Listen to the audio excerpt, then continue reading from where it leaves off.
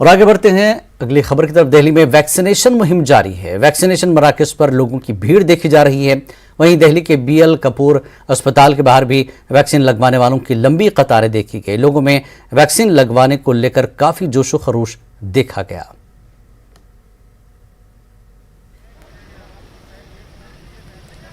BL Kapoor hospital में almost 2-2.5 घंटे wait करने के बाद कोविशील्ड की फर्स्ट डोज मुझे लग गई है।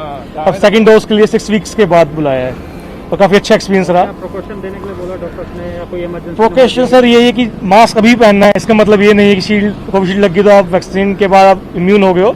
दे आर सेइंग कि आप प्रॉपर जो प्रिकॉशन ले रहे थे, हैंड सैनिटाइज करो, हैंड वॉश करो एंड मास्क डबल वेयर करो, बिकॉज जो सेकंड वेरिएंट निकला है ये काफी इन्फेक्टिव है। 15 टाइम्स ज़्यादा इसकी स्पीड है इन्फेक्ट करने की पीपल्स को। स्टिल दे आर सेइंग आप घर पे रहें, सेफ रहें, जरूरत हो तभी घर से बाहर। मरकजी वजीर डॉक्टर हर्षवर्धन ने दिल्ली के RML अस्पताल का आज दौरा किया।